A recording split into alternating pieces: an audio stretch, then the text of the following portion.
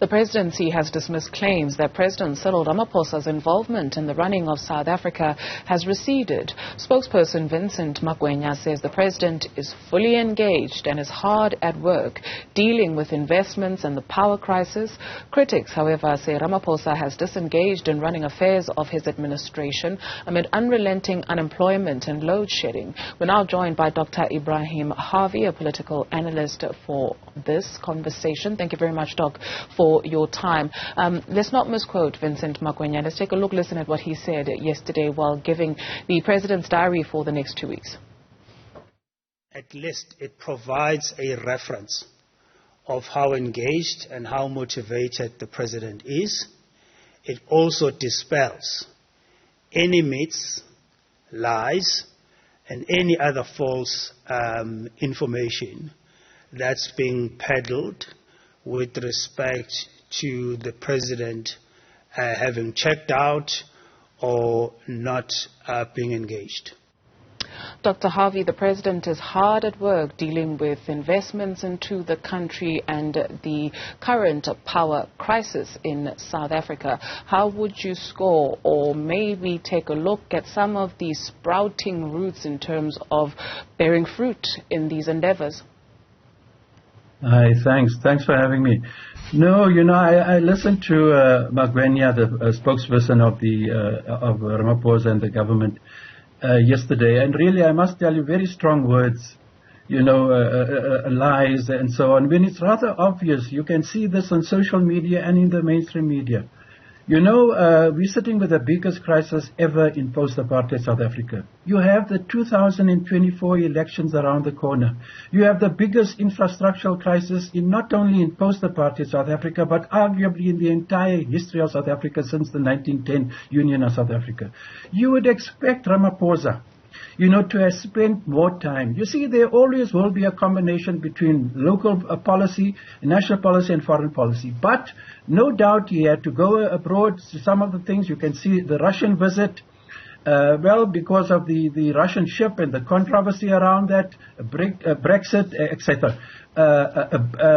But very importantly, I think is to look at the domestic crisis that is rapidly unfolding, and it's the worst crisis. You would have expected him, notwithstanding global commitments that he might have, to proportionately spend considerably more time, and perhaps spending more time canvassing and campaigning in the townships, where the anti-ANC feeling has never been as strong as it is now. And I think it's been pivotally influenced by the load-shedding crisis, water, sanitation, sewage, everything you think about and can talk about, is in a crisis. And I don't know who his advisors are who strongly urges him not to follow what would be logical, I would think, and especially in the run-up to the 2024 elections. I'm not discounting the need for him to, like in the Paris Finance Summit of 22nd, 23rd June, a few days ago, was important to attend. But you have to ask, what has been the response to all his appeals for investments? The investment community does not want to invest in South Africa. Go and look at the Financial Mail and the Business Day, you'll see. They are hesitant because of the worst infrastructure. When you talk of investments, key and critical, let me tell you, to any investments, is that the country you're investing in has a solid and reliable infrastructure. To the contrary, everything is collapsing in this country. So, and he has spoken a lot about investments, addressing investment summits, and you look at unemployment has gone up all the time, all the social inequalities, everything has worsened. So the investments have not landed, and what has landed has not had the impact to lessen the social ills and scourges that we sit with, particularly the black unemployment crisis, which afflicts the black youth in particular. And, his new dawn 2018, to be honest with you, with all due respect to him, and I know him now for 41 years, lies in tatters. You would expect this president now, who's won a second term, and maybe it's gone to his head a bit, that he thinks, he could do what he's doing now. I expect Ramaphosa to actually be telling his advisors who are advising to the contrary that no, he needs to spend more time in the country, for the reasons that I've indicated, but it seems that as Magwenya is trying to indicate, he's actually trying to rationalize instead and explain away the criticism that Ramaphosa has faced, that he's spending too much time abroad. Dr. Harvey, you speak of the domestic crisis, and yesterday you also had another leader in the form of the mayor of the city of Johannesburg, Kabelo Kwamanda, visiting hostel dwellers in Diepkloof. He was asked a question as to why it is that he's only coming now. It would appear that he left it for late. Why is it that citizens have to take to the streets before their needs are addressed? And he answered that, well, there are so many competent and capable people that have been employed by the city who come and are supposed to do that work of engaging the community before it hits boiling point. He is merely the last line of call, he says. And so do we condemn reasonably where the president is concerned? There's a lot that is always said about the overbloated cabinet or the overbloated public service. And so are we condemning reasonably? Are there not competent and capable people before him, and him being the last line? No, there isn't. Let me explain to you very quickly in response to your question.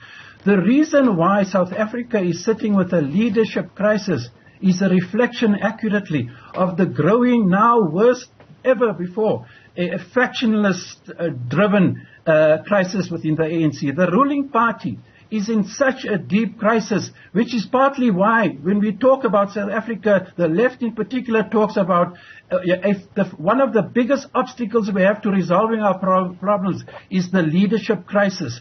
The Ramaphosa sits on the top of that leadership crisis. Let me be honest with you. If you look at every pledge he has made, every promise, and you look at his New Dawn speech, what has happened over the past 5 years, unemployment, everything has worsened despite his best efforts.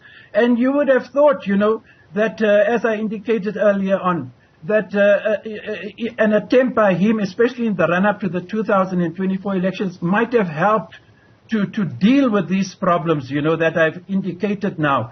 And to the contrary, as you heard his spokesperson, they seem to think very differently. And he used very strong language, about lies. You can talk about myths, but when you say people are lying, that's a different matter. But Magwenya has made many other outrageous statements before, so I was not entirely surprised, In response to the city of Johannesburg, it's a lie.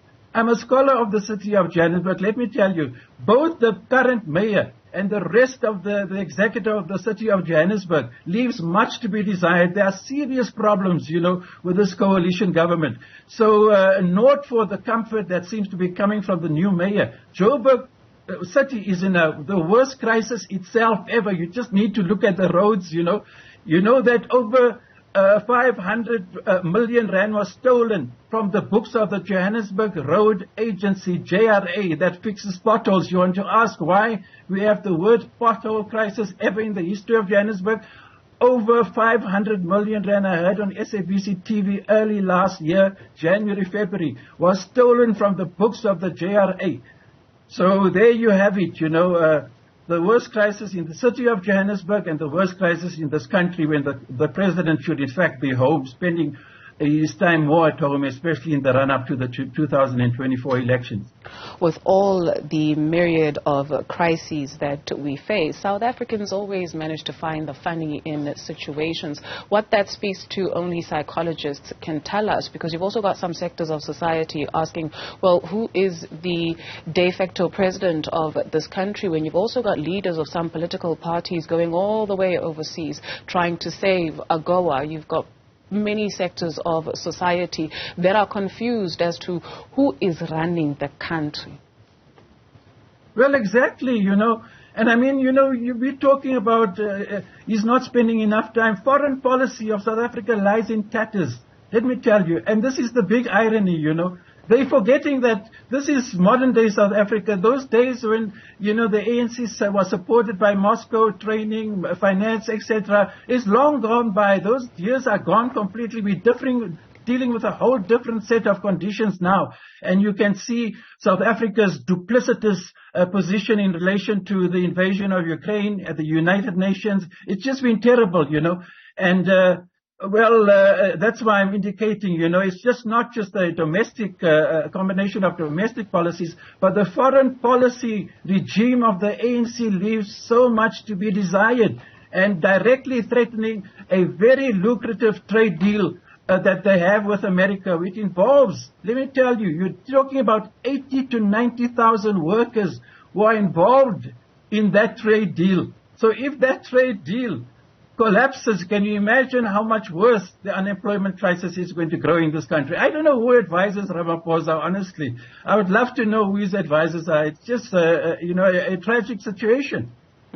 Political analyst Dr. Ebrahim Harvey, thank you very much for your time this afternoon.